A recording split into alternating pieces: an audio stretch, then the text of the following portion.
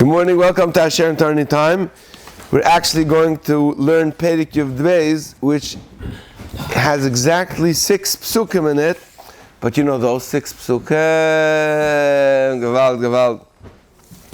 So, me personally, I think this is one of my most favorite psukim of all time. This is so deep. This is a continuation of the last Perek, which was describing the Messianic times, who Mashiach is going to be, what world peace is going to look like, how the Jewish people are going to return to their homeland. So the next pasuk is V'amarta b'yoyim on that day, you will say on that day. We'll see in a moment what's that day. V'amarta b'yoyim Oitcha Hashem ki onafta bi. Thank you, Hashem, that you were angry with me. Ki onafta bi yoshuv apcha usnachameni. Because now your anger has calmed down and you've comforted me. But this is a very, very, very, very deep Chassidic concept. This is one of the deepest messages that the Baal Shem Tov taught the world. That one day, v'amarta b'emahu, oitcha Hashem ki onafta bi. A person is going to come to a point where one day he's going to come and he's going to say, thank you, Hashem, for making me suffer. Oitcha Hashem ki onafta bi. Thank you, Hashem, for being angry with me. This is the deepest message of the revelation. That means the punchline of the revelation that we said in the last Perek, which is how Mashiach is going to come, there's going to be world peace. And we spoke about how the wolf and lamb are going to graze together, how the bear and the fat cow are going to chill together.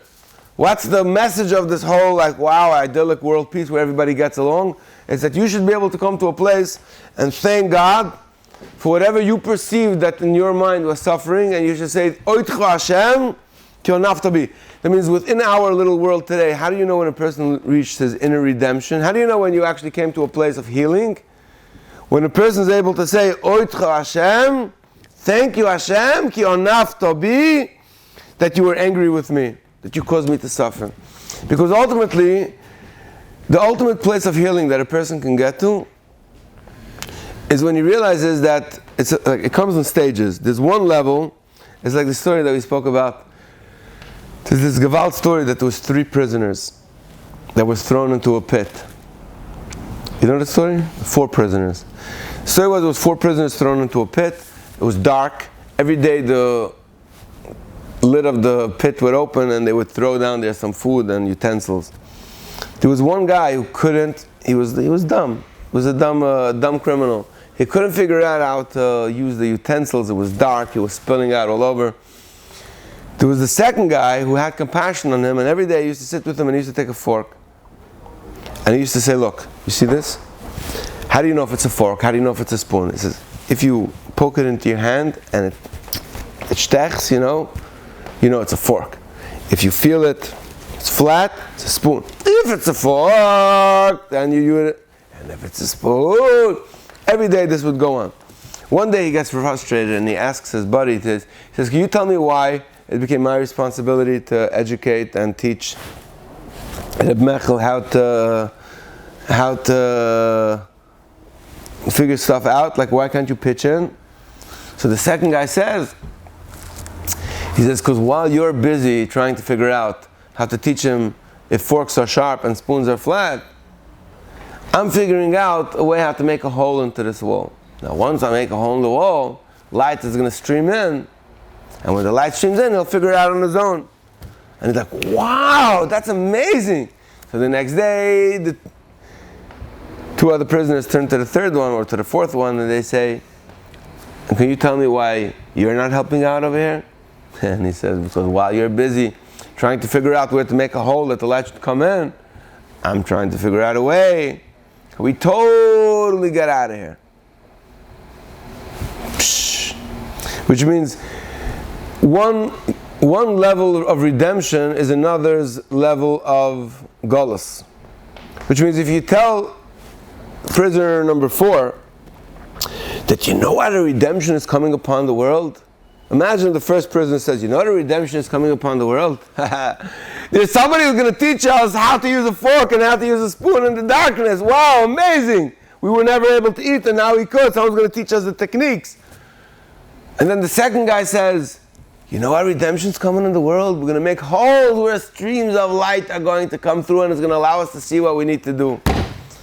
But relative to the light of just getting out of the whole situation entirely, so the Oit Hashem Kenaf has a lot of layers. A person in life, everybody, me, you, and every Jew, goes through different situations. So you come to one point in your life where, first of all, you go through the stage where you say, the reason why I'm hurting and the reason why I'm going through the situation is because I'm bad. I'm bad. Sekint mechpetch. Or the alternative of that is you say it's because the world is a messed up place. And either you say, Kaviyuchel, God is like unfair, or you go to the next level and you say, well, obviously there's no God. I mean, how could this have happened? It doesn't make any sense. It's like, hello. Then you come to another stage where you realize, one second. Because I went through this suffering, and because I went through this situation, this pain, therefore, look, if I look back retroactively, it's because I was bullied and chayed, that's why I'm so successful in business today, because I learned how to toughen up, and that's why I could actually bully my employees and actually abuse them and make a lot of money. But obviously it's for their benefit that I'm abusing them, because I'm not really abusing them, I'm educating them, because really they meant to educate me too. So that's like, then you come to a next level where you start realizing that the situation that I went through, this quote-unquote pain, or this quote-unquote suffering, it was never really suffering there at all. It never really existed. It was all in my mind. It was like, it's like, the guy who's going to work out and he has this, what is it called? These boot camps where they work you through. The guy who's signing up to become a Navy SEAL, and he's going through hell mamish, he's experiencing this hell that is, he worked really hard to get to hell. He really spent years of his life, and it took a lot of perseverance to get to Hell Week, to get to that week where he's going to be able to give it all he got. Ultimately, you get to places in life where you realize that what you thought was suffering never was. It was always here and intended to bring you and to reveal the inner light that you have within you. It was always here to be Megala, something that you had. And when you get to that place, then you look back and you say, Oitcha Hashem tionaftabi. Thank you, Hashem, for being angry with me. I mean, you really were never angry with me. It's just a game that you were playing in order to get me to reveal a certain art and bring it to the world, and that's the game of the universe. He says, Yeshayahu Abchos Nachameni, and this is the most famous pasuk, but it's Hine Keli Shuasi Eftach. This is that what we say by Avdallah. Hine Keli Shuasi Eftach v'lo yevchod. Hashem, you're my salvation. Eftach, I trust in you. V'lo yevchod, I have no fear. Ki ozi v'zim l'sko Hashem v'ili l'shua.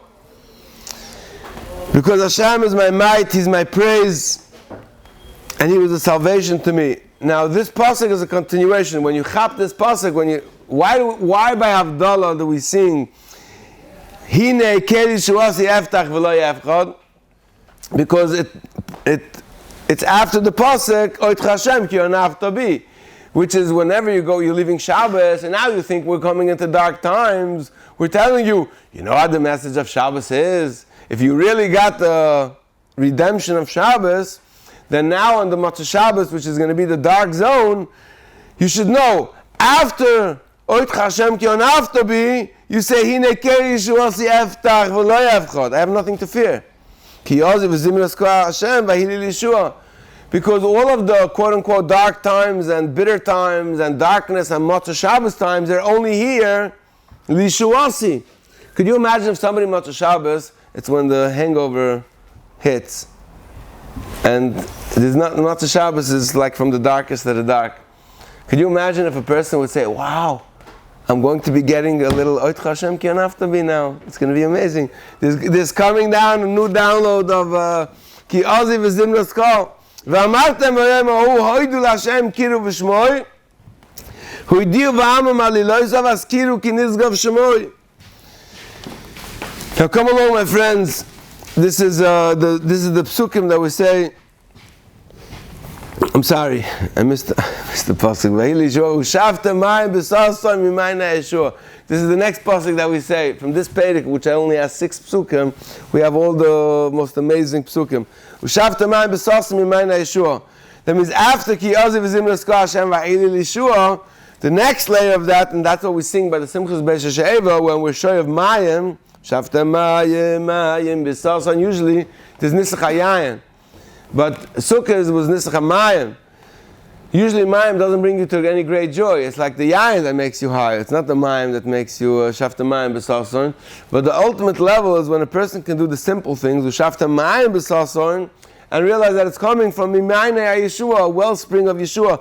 That means every single struggle, tribulation that a person goes through in his life, it's only for him to realize this is a Mayan of Yeshua. This Oit Hashem Ki Anaftabi was your Ma'ayan of Yeshua. It's when you're able to sing, thank you for pain, it's because you realize that pain was your Ma'ayan, your wellspring of salvation. That's when life becomes amazing. It's a very low level of consciousness when in order for your life to be amazing, it has to physically be amazing. It's mamish like on the lowest rung of existence, when in order for your life to be good, you have to have steak money cars and v'chulu v'chulu. It's like the lowest. You're like mamish on the bottom of the existence. You start existing when you're able to, when you come to the place where you realize that pain, suffering, or what people perceive as pain and suffering is something to be Oit Hashem Ki Anaftabi. It's the ultimate redemption. It's what ends up becoming your Ma'anei Yeshua. That's when you start living in a redemptive world. And then it says, on that